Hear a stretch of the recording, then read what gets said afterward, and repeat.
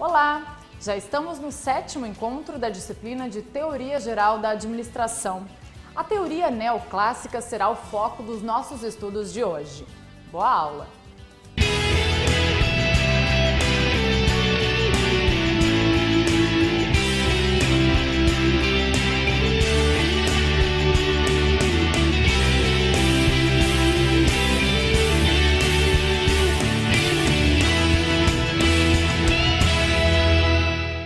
Hoje vamos estudar a teoria neoclássica e conhecer aquele que talvez seja o mais importante pensador da administração, Peter Drucker, considerado o pai da administração moderna.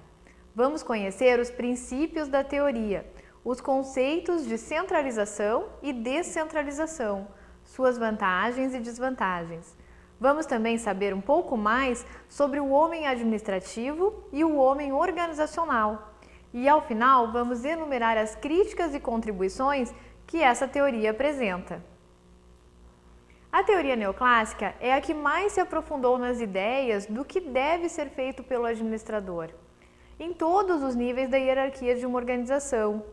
É uma renovação da teoria clássica de Taylor e Fayol, e realmente se aproxima muito dos estudos de ambos, principalmente de Fayol.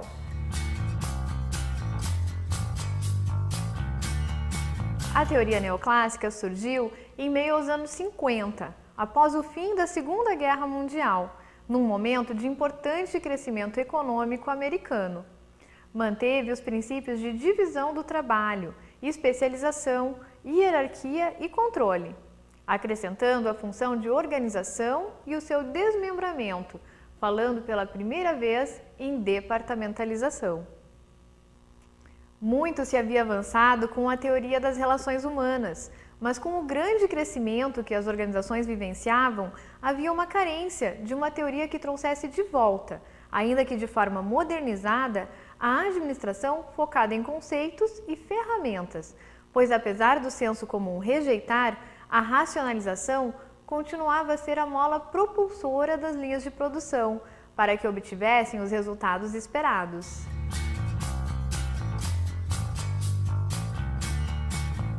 Na teoria clássica, quando falamos de Fayol, falamos das funções administrativas, que para memorizar podemos utilizar a sigla POC3. Veremos ao longo da aula de hoje que a teoria neoclássica realmente fez uma releitura dessa premissa. O principal teórico dessa abordagem é Peter Drucker. A partir do lançamento do seu livro Administração, Tarefas, Responsabilidade, vários outros autores também começaram a publicar livros sobre a administração e as funções administrativas, planejamento, organização, direção, coordenação e controle, porém de maneira muito mais profunda do que os teóricos clássicos. Daí porque essa abordagem foi chamada de neoclássica. Como na imagem, partiram de uma ideia existente e começaram a repensar e completar as partes que achavam falhas. A teoria neoclássica agregou as melhores contribuições de todas as outras teorias da administração, utilizando as concepções de organização formal e informal e a interação com o sistema. A neoclássica entendeu que a organização, sendo um sistema social com objetivos tanto da organização formal, como o lucro, a produtividade, a redução de custos, quanto da organização informal, como o aumento de salários e as promoções, por exemplo, precisava atender a ambos. Nesse sentido, a teoria aceita que as lideranças formais e informais existem simultaneamente. Conclui-se então que a organização também precisava oferecer incentivos múltiplos para atender a todos. Para Peter Drucker, a administração é uma arte liberal, onde a arte se encontra na prática e na aplicação, no emprego das habilidades pessoais do administrador. E é liberal porque agrega contribuições de várias áreas do conhecimento e das ciências humanas. Entende que a administração é também um órgão do sistema, da organização, e que para que possa operar de modo satisfatório, tem 3 funções a cumprir: missão, realização e responsabilidade social. Missão é a ideia de que qualquer organização existe com uma finalidade, que não precisa ser necessariamente o lucro, mas existe para atender alguma finalidade. Realização, porque a administração precisa permitir que o trabalhador seja realizador, responsável por um trabalho eficiente e produtivo, que será o medidor de desempenho de uma organização. E a responsabilidade social, que diz respeito a administrar as influências e as responsabilidades sociais. Atualmente, entende-se que as organizações têm responsabilidades diante da sociedade, no sentido de devolver a ela, de alguma forma, as vantagens que recebe. Isso pode ser feito através da ajuda a entidades assistenciais, preservação ambiental, projetos educacionais e outras formas. O interesse mais importante é no cliente, não nos funcionários.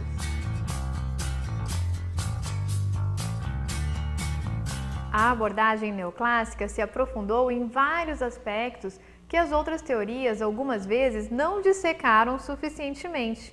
O tratamento da racionalização do trabalho, o tratamento das funções da administração, que foram na neoclássica aprimoradas, utilizando como base a experiência prática dos autores.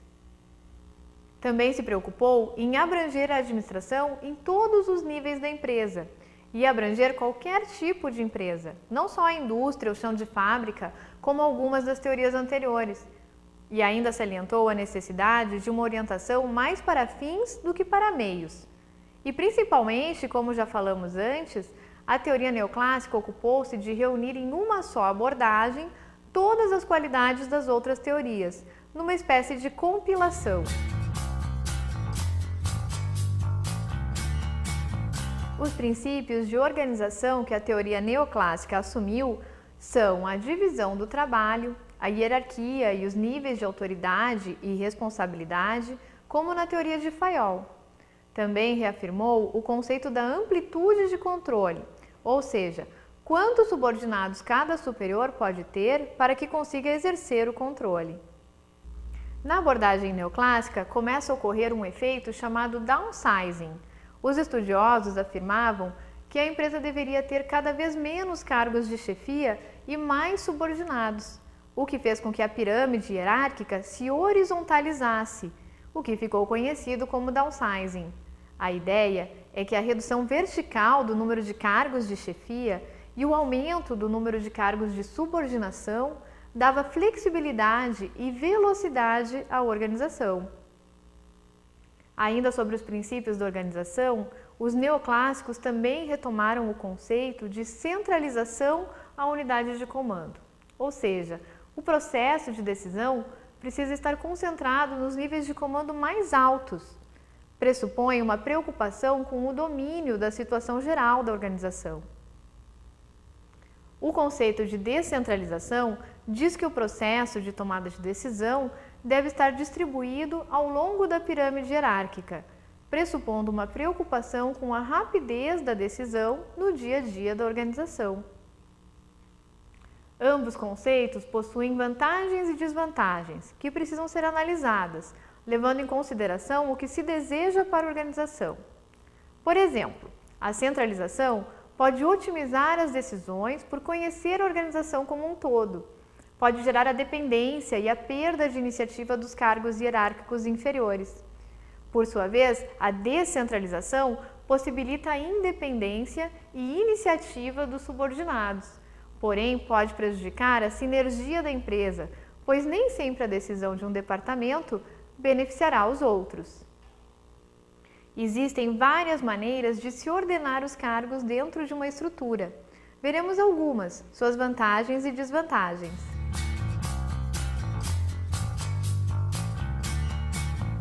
A estrutura linear, ou em linha, é representada pelo organograma que vai aparecer na tela agora.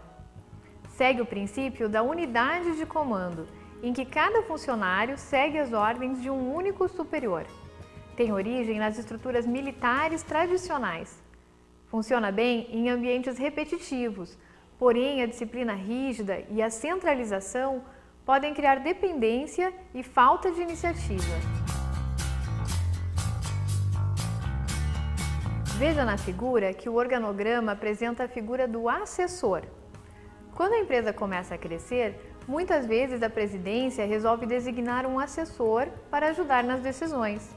Porém, o cargo de assessor ou staff só tem autoridade técnica e não pode distribuir tarefas nem delegar responsabilidades.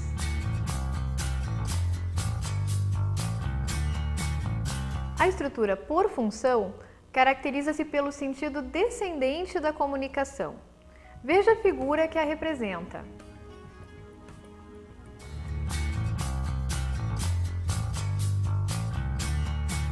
E, por fim, temos a funcional staff, que, conforme podem ver na figura, segue a mesma problemática de possíveis conflitos entre cargos de linha e cargos de staff.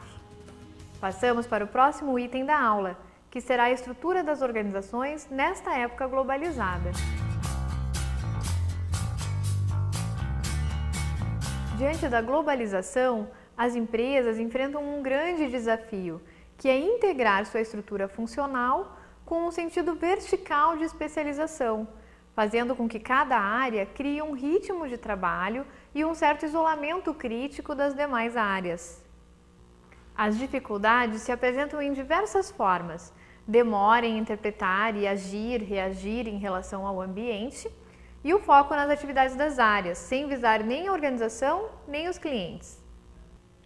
As empresas têm buscado medidas que as aproximem das organizações chamadas de empresas de classe universal, que são as que operam sob os critérios mais indicados para a competitividade, de acordo com as empresas mais competitivas da Ásia, especialmente do Japão.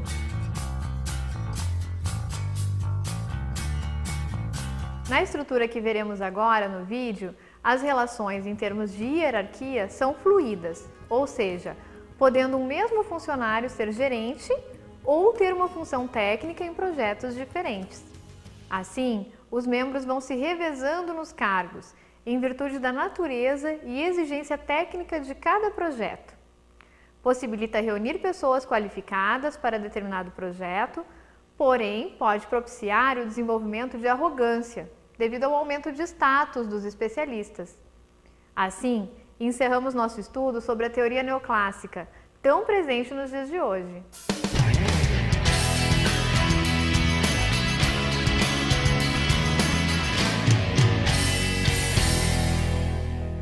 Vejamos alguns livros importantes para a complementação dos estudos desta aula. Um deles é Introdução à Administração, de Peter Drucker. Nascido na Áustria em 1909, Drucker é considerado como grande teórico da moderna administração de empresas. Defendia que a organização das empresas, em sentido amplo, era um dos mais importantes passos da história humana.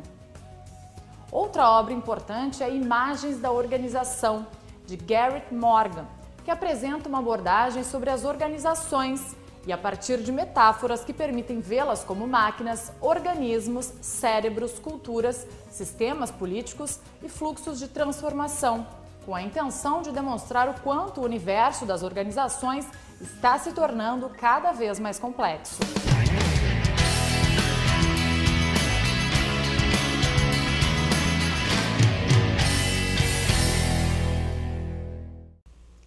A professora Valesca comentou na aula de hoje que desde o surgimento da teoria clássica, todas as posteriores passaram a adotá-la como parâmetro, seja criticando para então desconstruir e demonstrar uma posição diferente, seja como ponto de partida para aperfeiçoamento dos pontos considerados fortes. Nesse sentido, segundo ela, a teoria neoclássica é a que mais se aproxima da clássica. Na verdade, ela é a atualização, é a adequação da teoria clássica para a administração de hoje, levando em conta os problemas atuais e a dimensão das organizações de nosso tempo. Porém, não é o simples redimensionamento, pois a teoria neoclássica aproveita também a contribuição de todas as demais teorias.